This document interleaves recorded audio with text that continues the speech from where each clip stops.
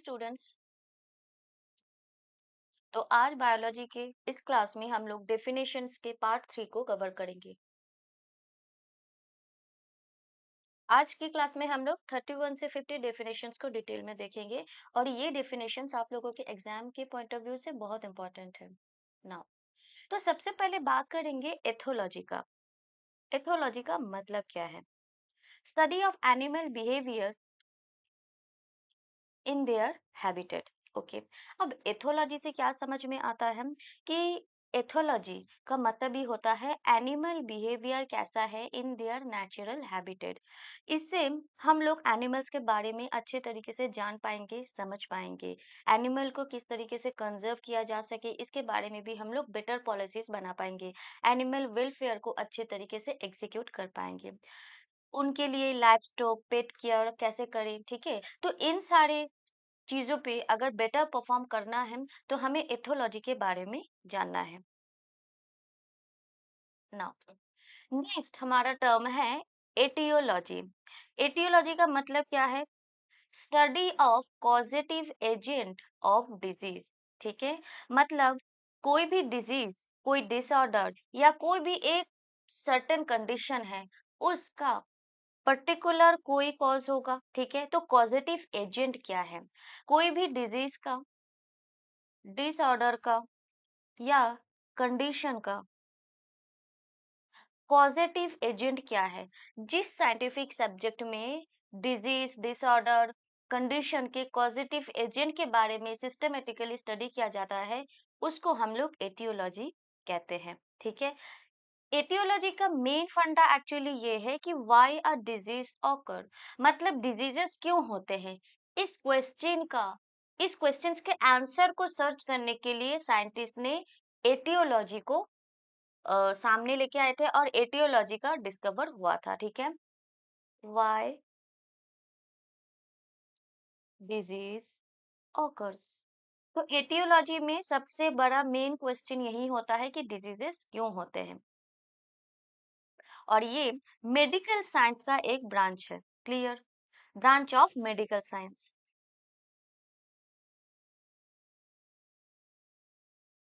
हाँ, बात करेंगे एंटोमोलॉजी का। ये टर्म्स काफी ज्यादा सिमिलर हैं, है ना। Ethology, etiology, entomology.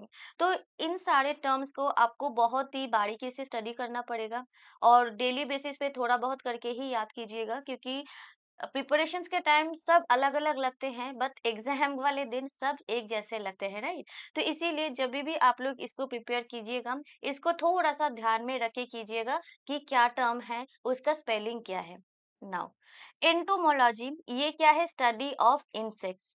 इंसेक्ट्स के फॉर्मेशंस के बारे में, स्ट्रक्चर क्या है, लाइफ साइकिल किस तरीके से होता है कोई भी पर्टिकुलर इंसेक्ट का, उनका ग्रोथ एंड डेवलपमेंट कैसे होता है, इंसेक्ट के बिहेवियर क्या है, क्लासिफिकेशन एंड आइडेंटिफिकेशन के बारे में, ठीक है। इंसेक्ट और प्लांट के बीच में क्या रिलेशन है, क्या इंटरेक्शंस होता है, डिजीज कैरिंग इंसेक्ट्स कौन से हैं, एग्रीकल्चरल पेस्ट किस तरीके से डेवलप हो सकते हैं, कौन से हैं, बेनिफिशियल इंसेक्ट क्या है। तो ये सारा सब कुछ, ये सारा डिटेल्स हमें एंटोमोलॉजी से पता चलता है। तो एंटोमोलॉजी का मैं नीचे थोड़ा सा मेंशन कर देती हूँ।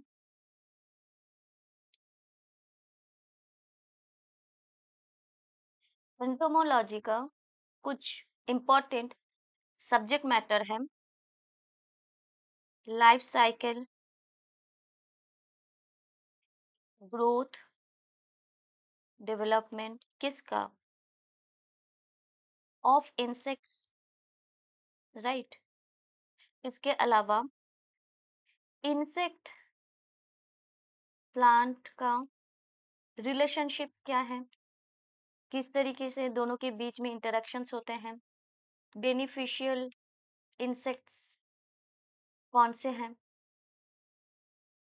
देन डिजीज कैरिंग इंसेक्ट्स कौन से हैं।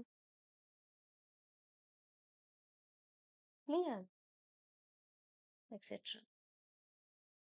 तो ये कुछ मेन कंटेंट है एंटोमोलॉजी का जो आप लोगों को ध्यान में रखना है।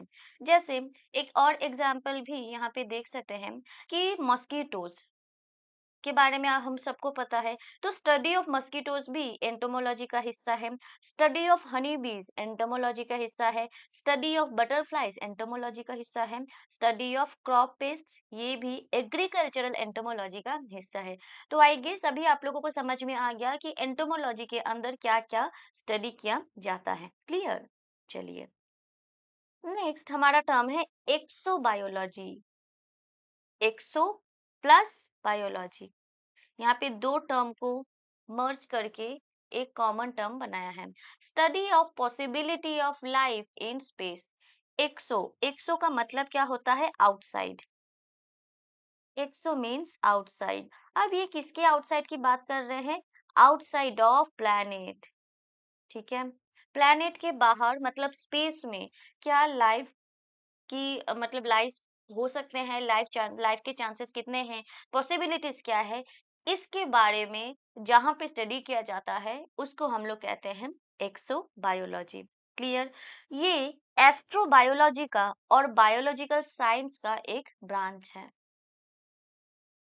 Branch of astrobiology. ये जो टर्म है थोड़ा बहुत नया होगा आप लोगों के लिए, तो प्लीज इसको केयरफुली आप लोग देखिएगा। Clear?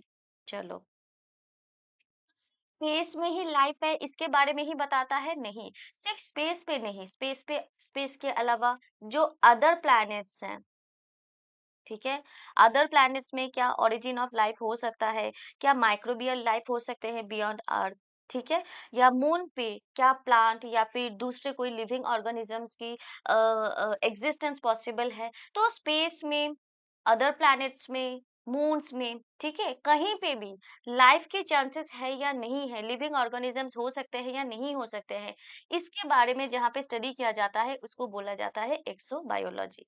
Okay, now next floriculture. अब मैं इसको ज्यादा डिटेल में नहीं बताऊंगी, आई गेस ये आप सबको पता है। Cultivation of plant for flowers. ठीक है, फ्लावर के कल्टीवेशन को हम लोग कहते हैं फ्लोरिकल्चर। राइट? नेक्स्ट, नेक्स्ट हमारा टॉपिक है फूड टेक्नोलॉजी। फूड टेक्नोलॉजी ये एक ऐसा ब्रांच है, ये साइंस का ये मतलब ये एक ऐसा ब्रांच है that deals with processing, preservation, packaging, storage, safety and quality control of food. ठीक है, जहाँ पे साइंटिफिकली प्रोसेस किया जाता है, प्रिजर्व किया जाता है, स्टोरेज किया जाता है एंड ट्रांसपोर्ट किया जाता है। किसको? फूड को। तो फूड टेक्नोलॉजी के अंदर फूड को scientifically process, preserve, store and transport किया जाता है। नाउ, अब ये फूड प्रोसेसिंग में थोड़ा सा बता दूं कि ये फूड प्रोसेसिंग होता क्या है। अभी अभी जो हमने देखा कि फूड टेक्नोलॉजी के अंदर फूड को साइंटिफिक वे में प्रोसेस किया जाता है। एक्चुअली ये प्रोसेसिंग क्या है? प्रोसेसिंग के अंदर कन्वर्ट किया जाता है रॉ मटेरियल्स को फूड प्रोडक्ट में। एक्चुअली प्रोसेसिंग एक कन्वर्टिंग प्रोसेस है। ठीक है, ये एक कन्वर्टिंग प्रोसेस है और यहाँ पे क्या कन्वर्ट किया जाता है? रॉ मटेरियल्स को into food product. Clear? Raw material को फूड प्रोडक्ट में कन्वर्ट करने के प्रोसेस को ही हम लोग कहते हैं प्रोसेसिंग और फूड प्रोसेसिंग। फूड प्रिजर्वेशन का मतलब क्या है? फूड प्रिजर्वेशन का मतलब होता है जो फूड प्रोडक्ट को प्रोड्यूस किया गया है उसके शेल्फ लाइफ को एक्सटेंड करना केमिकल्स के थ्रू, प्रिजर्वेटिव्स के थ्रू। जब फूड प्रोडक्ट के शेल्फ लाइफ को एक्सटेंड किया जाता है तो उस प्रोसेस को हम लोग कहते हैं प्रिजर्वेशन। ठीक है, और प्रिजर्वेशन आर्टिफिशियल होता है। ठीक है, ऑर्गेनिक तरीके से बने जो फूड्स होते हैं उसमें अगर आप लोग केमिकल्स नहीं देते हो या फिर प्रिजर्वेटिव्स नहीं देते हो तो शेल्फ लाइफ ज्यादा नहीं होती है। लेकिन जो प्रोसेस्ड फूड मार्केट्स में हम लोग खरीदते हैं, परचेज करते हैं, जो पैकेज जो फूड आइटम होते हैं, जो पैकेट डिफरेंट डिफरेंट पैकेट्स में आते हैं, तो उन सब में प्रिजर्वेटिव्स होती है। प्रिजर्वेटिव्स एक्चुअली केमिकल कंपाउंड्स ही होते हैं, राइट? डिफरेंट टाइप के केमिकल कंपाउंड्स होते हैं और ये प्रिजर्वेटिव्स हमारे हेल्थ के लिए सही नहीं होते हैं। तो कोशिश कीजिएगा कि प्रोसेस्ड फूड कम खाना और ऑर्गेनिक तरीके से बना हुआ ऑर्गेनिक फूड को ज्यादा लेना, ठीक है। अब फूड टेक्नोलॉजी के अंदर हमने देखा फूड को स्टोर भी किया जाता है, ठीक है। तो फूड को किस तरीके से स्टोर किया जाता है? फूड को रेफ्रिजरेशन के थ्रू स्टोर किया जाता है। रेफ्रिजरेशन जिसको हम लोग नॉर्मली फ्रीजिंग बोलते हैं, या फिर एक बहुत बड़ा सा फ्रीजर होता है जिसके अंदर प्रोड्यूस्ड फूड को रखा जाता है और उसके शेल्फ लाइफ को बेटर बनाने के लिए अच्छे तरीके से स्टोर किया जाता है। देन ट्रांसपोर्टेशन, ट्रांसपोर्टेशन किसी भी तरीके से किया जा सकता है कि फैक्ट्री से जब मतलब मार्केट में, शॉप्स में फूड को लिया जाता है, उसको हम लोग ट्रांसपोर्टेशन बोलते हैं। तो इस फूड टेक्नोलॉजी के अंदर फूड को process, preserve, store and transport किया जाता है। Is that clear? गुड। बात करेंगे फॉरेंसिक साइंस की, बहुत इंपॉर्टेंट है।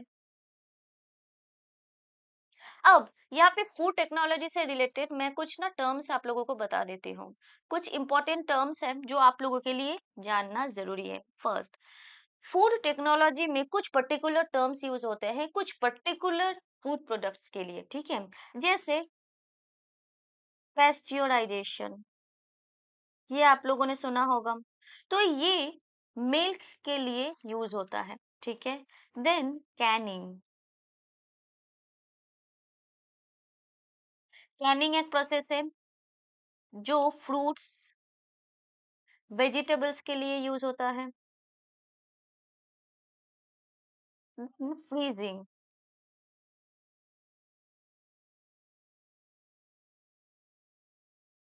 फ्रीजिंग, फ्रीजिंग मीट, वेजिटेबल्स के लिए यूज होता है। फर्मेंटेशन,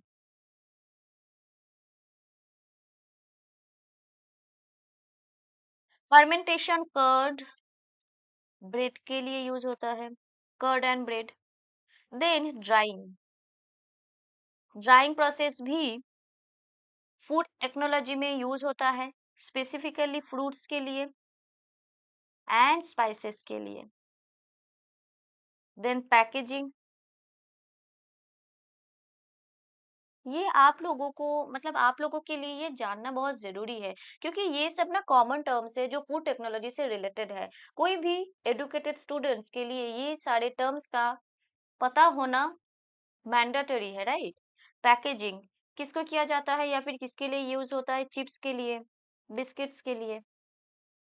देन फोर्टिफिकेशन, ये टर्म भी आप लोग आगे जाके देखोगे। फोर्टिफिकेशन, फोर्टिफिकेशन ये प्रोसेस किस फूड प्रोडक्ट के लिए यूज होता है? Iodised salt. फोर्टिफिकेशन का मतलब होता है कि कोई एक पर्टिकुलर फूड पे काफी सारे न्यूट्रिएंट्स को ऐड किया जाता है ताकि वो जो फूड प्रोडक्ट हो वो हमारे हेल्थ के लिए बेस्ट हो, राइट, जिससे हमें बीमारियां कम लगे। तो इसीलिए आयोडाइज्ड सॉल्ट, फोर्टिफाइड फ्लोर भी फोर्टिफिकेशन के अंदर आते हैं। फोर्टिफाइड फ्लोर, फोर्टिफाइड फ्लोर, तो इसके अंदर काफी सारे न्यूट्रिएंट को ऐड किया जाता है। नॉर्मल फ्लोर में, नॉर्मल सॉल्ट में आयोडीन को ऐड किया जाता है और फोर्टिफिकेशन के थ्रू इस फूड आइटम को प्रोसेस किया जाता है, राइट। तो ये कुछ नॉर्मल टर्म्स हैं जो आप लोगों के लिए जानना जरूरी है, जो कि फूड टेक्नोलॉजी से रिलेटेड है। Is that clear? नाउ बात करेंगे फॉरेंसिक साइंस की। Application of science for analysis of various fact and evidence to identify the cause और the person involve in a criminal act. काफी टाइम हम लोगों ने मूवीज में, सीरीज में फॉरेंसिक साइंस ये टर्म तो सुना ही होगा, है ना। तो फॉरेंसिक साइंस एक्चुअली है क्या? तो यहाँ पे साइंस को यूज किया जाता है, एप्लीकेशन ऑफ साइंस किस लिए? For analysis of various facts and evidence to identify the cause और the person involve in the criminal act. कहीं पे कोई क्रिमिनल एक्टिविटी हुआ है, ठीक है, उस क्रिमिनल एक्टिविटी का रीजन क्या था, कॉज क्या था, कौन से कौन से पर्सन इन्वॉल्व है, डायरेक्टली इन्वॉल्व है, इनडायरेक्टली इन्वॉल्व है। तो इन सारे फैक्ट्स को आइडेंटिफाई करने के लिए, एनालाइज करने के लिए, एविडेंस को प्रूव करने के लिए साइंस को अप्लाई किया जाता है, और इसी साइंस को हम लोग कहते हैं फॉरेंसिक साइंस। क्लियर? जैसे फॉरेंसिक साइंस के अंदर कुछ टर्म यूज किए जाते हैं। डीएनए एनालिसिस बहुत इंपॉर्टेंट है। DNA analysis, then blood analysis, DNA analysis, blood analysis, fingerprint analysis,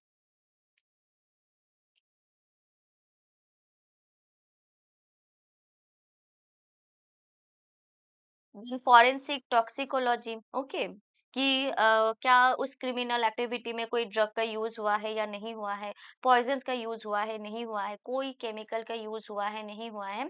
तो फॉरेंसिक टॉक्सिकोलॉजी, ये भी मैं लिख देती हूँ, नया टर्म है। यस, ये कुछ प्रोसेस है, ये कुछ अ, मतलब ये कुछ स्टडीज है, कुछ एनालिटिकल पार्ट्स हैं जो फॉरेंसिक साइंस के अंदर आते हैं, like DNA analysis, blood analysis, fingerprint analysis, forensic toxicology etcetera. तो आई गेस आप लोगों को समझ में आ गया होगा कि फॉरेंसिक साइंस अब किसे कहते हैं, क्यों कहते हैं, राइट। बात करेंगे फिशरी की। इससे ज्यादा डिटेल्स में हमें अभी नहीं जाना है, okay. Now fishery, catching, breeding, rearing and marketing of fishes. Fishes के catching, breeding, rearing and marketing को कहते हैं फिशरीज। अब मैं इसको ज्यादा डिटेल्स में नहीं बताऊंगी, क्योंकि आई गेस ये आप सबको पता है। यस, सबको ही पता है। चलो, बात करेंगे फॉरेस्ट्री की। फॉरेस्ट्री टर्म क्या है? फॉरेस्ट्री बहुत ही कॉमन टर्म है। Development and management of forest, कि किस तरीके से हम लोग फॉरेस्ट को बेटर बना सकते हैं, फॉरेस्ट की ग्रोथ एंड डेवलपमेंट के लिए काम कर सकते हैं, फॉरेस्ट को मैनेज कर सकते हैं, फॉरेस्ट को कैसे मैनेज करना है, फॉरेस्ट बेस्ड रिसोर्सेज को किस तरीके से मैनेज कर सकते हैं, अगर डेवलपमेंट के लिए फॉरेस्ट वुड की जरूरत है, फॉरेस्ट से रिसोर्सेज की जरूरत है, तो हम लोग फॉरेस्ट को किस तरीके से अच्छे तरीके से सस्टेनेबल वे में यूज कर सकते हैं। तो development, growth, management of forest के बारे में जहाँ पे साइंटिफिकली स्टडी किया जाता है, उसको बोला जाता है फॉरेस्ट्री। नेक्स्ट, बात करेंगे फर्मेंटेशन की। Process of incomplete oxidation occur in microbes and other cells in absence of oxygen, leading to the formation of ethyl alcohol. काफी सारा भारी भरकम टर्म आ गया है ना। यस, एक्चुअली फर्मेंटेशन होता क्या है? फर्मेंटेशन ये एक बायोकेमिकल प्रोसेस है। बायो प्लस केमिकल, मतलब जहाँ पे बायोलॉजी एंड केमिस्ट्री का दोनों प्रोसेस इन्वॉल्व होते हैं, जिसको हम लोग कहते हैं बायोकेमिकल प्रोसेस। तो fermentation is a biochemical process, ठीक है, जहाँ पे micro organisms like east, bacteria को कन्वर्ट किया जाता है सुगर्स में, ठीक है, सॉरी, जहाँ पे जो माइक्रो ऑर्गेनिजम्स हैं, वो क्या करते हैं, माइक्रो ऑर्गेनिजम्स जैसे ईस्ट, बैक्टीरिया, ये शुगर को दूसरे प्रोडक्ट में कन्वर्ट करते हैं। ध्यान से समझना, माइक्रो ऑर्गेनिजम्स शुगर को अदर प्रोडक्ट में कन्वर्ट करते हैं, ठीक है, अदर प्रोडक्ट या फिर इथाइल अल्कोहल।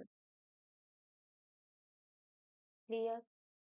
शुगर को जब अदर प्रोडक्ट और इथाइल अल्कोहल में कन्वर्ट किया जाता है through micro organisms like east, bacteria, तब हम लोग उस प्रोसेस को कहते हैं फर्मेंटेशन। और ये जो पूरा प्रोसेस होता है, तो इस प्रोसेस में एब्सेंस ऑफ ऑक्सीजन, ऑक्सीजन कहीं पे भी प्रेजेंट नहीं होता है, ऑक्सीजन के एब्सेंस में किया जाता है, ठीक है। इसीलिए इस प्रोसेस में इनकम्प्लीट ऑक्सीडेशन भी होता है। क्लियर? इनकम्प्लीट ऑक्सीडेशन हमें देखने को मिलता है, एब्सेंस ऑफ ऑक्सीजन में ये प्रोसेस होता है। क्लियर? और इस प्रोसेस में सिंपल सी भाषा में बोले तो micro organisms like east, bacteria sugar को, हमारे बॉडी के अंदर जो शुगर है उसको इथाइल अल्कोहल और अदर प्रोडक्ट में कन्वर्ट कर देते हैं, और ये कन्वर्जन विदाउट ऑक्सीजन होता है। इसीलिए इनकम्प्लीट ऑक्सीडेशन भी, मतलब इस प्रोसेस के अंदर इनकम्प्लीट ऑक्सीडेशन भी होता है। क्लियर? तो इसी प्रोसेस को हम लोग कहते हैं फर्मेंटेशन। एक और एग्जांपल मैं दे रही हूँ आप लोगों को फर्मेंटेशन से रिलेटेड। ये फर्मेंटेशन आगे जाके काफी ज्यादा काम आने वाला है, तो इसके प्रोसेस को समझना जरूरी है। For an example, glucose. आपको पता है ग्लूकोज शुगर का ही पार्ट है या फिर शुगर से ग्लूकोज बनता है, ये दोनों इंटर रिलेटेड है। अब ग्लूकोज को ईस्ट, जो कि एक माइक्रो ऑर्गेनिज्म है, ये इसको इथेनॉल में कन्वर्ट कर दिया। ठीक है, सिर्फ इथेनॉल ही नहीं बना, ईस्ट के थ्रू ग्लूकोज से इथेनॉल बना, कार्बन डाइऑक्साइड बना, प्लस कुछ एनर्जी भी रिलीज हुआ। क्लियर? तो ये एक ऐसा फर्मेंटेशन प्रोसेस है जहां पे ग्लूकोज से इथेनॉल बना, कार्बन डाइऑक्साइड बना, प्लस काफी सारे एनर्जी रिलीज हुए। अब इतना सारा प्रोसेस होगा तो एनर्जी तो रिलीज होगा ही, ये तो कॉमन सेंस है, राइट? तो ये एक एग्जांपल है जो कि फर्मेंटेशन के लिए यूज हो सकता है। ठीक है, अब फर्मेंटेशंस के भी काफी सारे प्रोसेस, मतलब काफी सारे टाइप्स है, जैसे alcoholic fermentation, lactic acid fermentation, acetic acid fermentation. ठीक है, तो हम लोग फर्मेंटेशन को भी डिस्कस करेंगे आने वाले क्लासेस में, डोंट वरी। अभी तो हम लोग टर्म्स को देख रहे हैं, तो इसीलिए अभी सिर्फ आप लोग फोकस करो टर्मिनोलॉजीज पे। ओके, चलो, आई गेस यहाँ से फर्मेंटेशन का मतलब समझ में आ गया होगा। Yes, now genetics, study of variation and transmission of heredity character from parents to their young ones. जब पेरेंट्स से उनके जो बच्चे होते हैं उनमें जब हेरिडिटी का हेरिडिटरी कैरेक्टरिस्टिक्स का जब ट्रांसफॉर्मेशन होता है, और जब जिस साइंटिफिक स्टडी में उस ट्रांसफॉर्मेशन के लिए स्टडी किया जाता है, ट्रांसफॉर्मेशन के बारे में स्टडी किया जाता है, तो फिर उस सब्जेक्ट को, उस साइंटिफिक स्टडी को हम लोग कहते हैं जेनेटिक्स। ग्रोथ क्या है? Growth permanent increase in weight, volume, size of an organism. कोई एक ऑर्गेनिज्म है, उनका परमानेंट, मतलब ऐसा नहीं है कि 2 दिन एक ह्यूमन बॉडी है, एक इंसान है, फॉर एन एग्जांपल कोई एक इंसान है, 2 दिन फास्ट रखा तो उसका बॉडी वेट कम हो गया, एंड दोबारा से जैसे ही फिर फास्टिंग खत्म किया, उसके बाद से दोबारा से खाना पीना शुरू किया, उसका वेट इक्वल हो गया। तो ये टेम्पोररी कम था, टेम्पोररी बेसिस पे कम हुआ था। ठीक है, तो जब परमानेंटली किसी इंसान का, किसी एनिमल का, कोई भी लिविंग ऑर्गेनिज्म का वेट इंक्रीज होता है, वॉल्यूम इंक्रीज होता है, साइज इंक्रीज होता है, तब हम लोग कहते हैं उस प्रोसेस को ग्रोथ। क्लियर? और ग्रोथ कोई भी लिविंग ऑर्गेनिज्म में हमें देखने को मिलता है। क्लियर? बात करेंगे जेनेटिक इंजीनियरिंग की।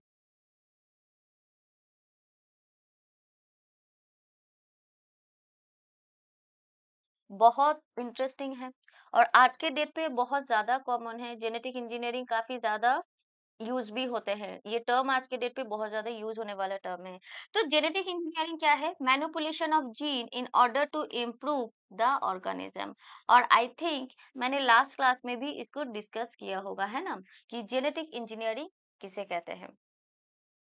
तो जेनेटिक, यस, मैंने हाँ सही बोला कि हम लोगों ने लास्ट क्लास में भी इसको डिस्कस किया है। तो इसीलिए मैं इसको और ज्यादा डिटेल्स में नहीं डिस्कस कर रही हूँ, आप लोग प्लीज वहां से देख लीजिएगा कि जेनेटिक इंजीनियरिंग किसे कहते हैं।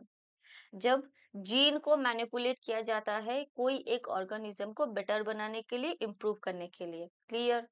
नाउ बात करेंगे गायनेकोलॉजी का। Study of female reproductive organs को हम लोग गायनेकोलॉजी बोलते हैं। कॉमन टर्म है, आज के डेट पे बहुत यूज होता है गायनेक।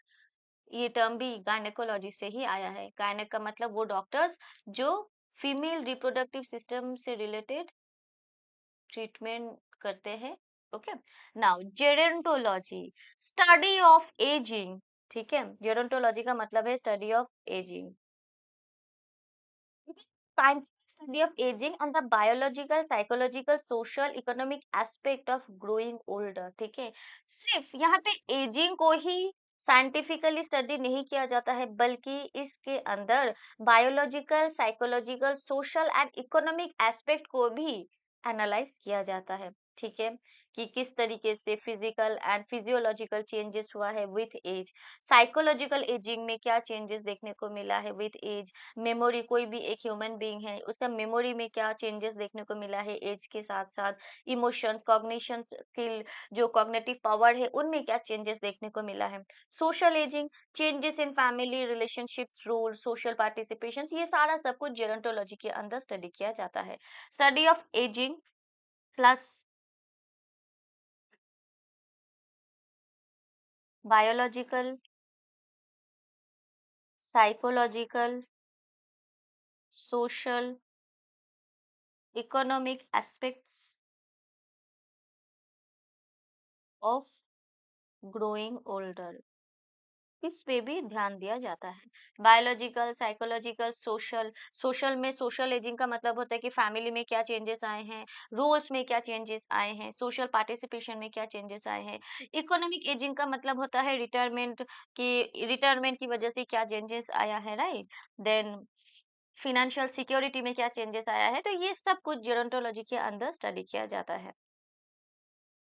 और ये एक ब्रॉड साइंस है जिसके अंदर इतना सब कुछ स्टडी किया जाता है। बात करेंगे gastroenterology, study of alimentary canal और stomach and intestine related disorders, ठीक है।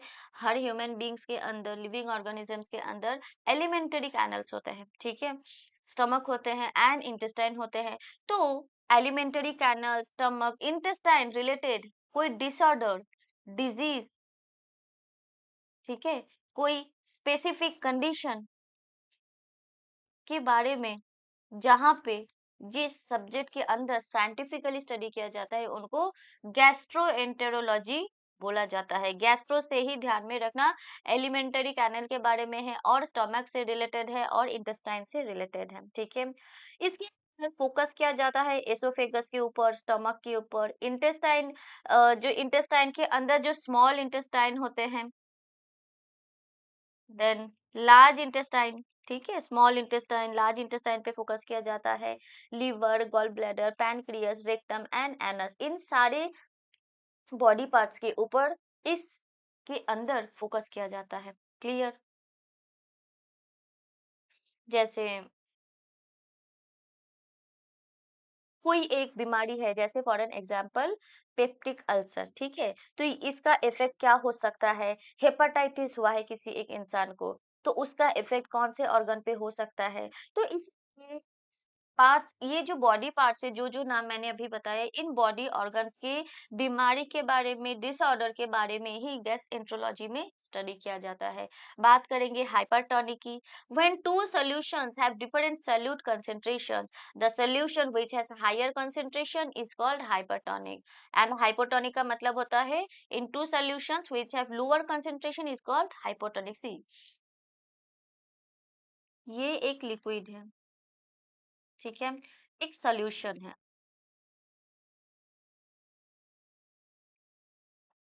इसको ऐसे नहीं बताते हैं। सी, यहाँ पे ये एक सॉल्यूशन है। सॉल्यूशन का मतलब होता है mix of different elements, right. तो यहाँ पे मानो एक एक पार्ट है, एक सॉल्यूशन है, मतलब मिक्स है। तो यहाँ पे एक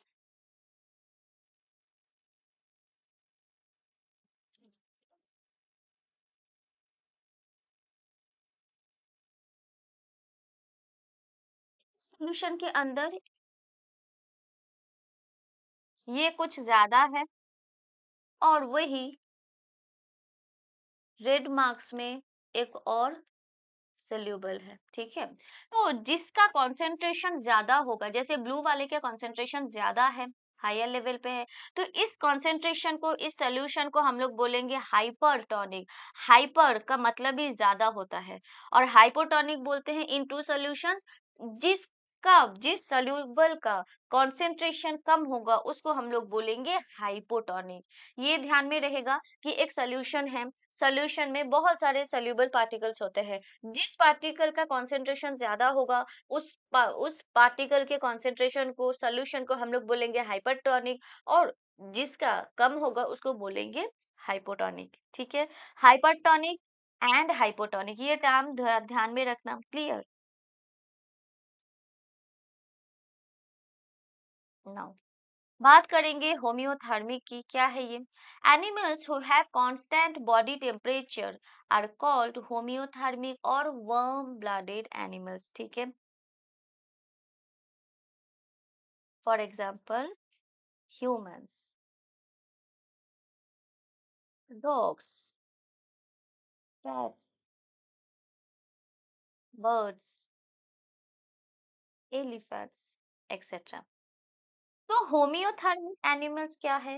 ये वो एनिमल्स हैं that can maintain a relatively constant internal body temperature despite changes in the surrounding environment. देखो क्या है कि यहाँ पे तो हम लोगों ने देखा कि एक मतलब एनिमल्स जिनके बॉडी टेम्परेचर कांस्टेंट रहते हैं उनको हम लोग होमियोथर्मिक और वार्म ब्लडेड एनिमल्स बोलते हैं। एक्चुअली क्या होता है कि जब बाहर के एनवायरनमेंट में चेंजेस होता है, टेम्परेचर में चेंजेस होता है, उसके अकॉर्डिंग जो लिविंग ऑर्गेनिज्म अपने बॉडी के इंटरनल टेम्परेचर को चेंज कर सकता है, उसी लिविंग ऑर्गेनिजम्स को हम लोग कहते हैं होम्योथर्मिक और warm blooded animals, right?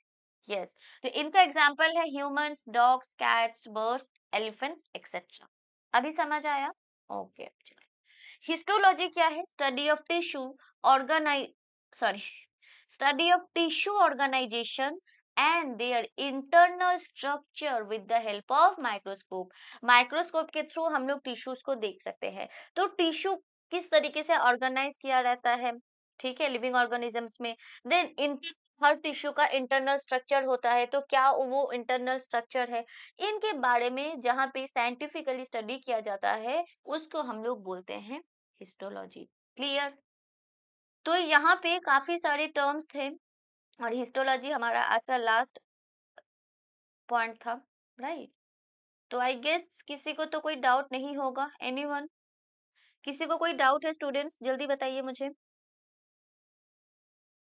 Okay. तो ये पार्ट 3 हम लोगों ने कंप्लीट कर लिया है। आने वाले पार्ट्स में हम लोगों ने और भी सारे हम लोगों को और भी सारे डेफिनेशंस को कवर करने हैं, राइट? तो चलिए, थैंक यू सो मच।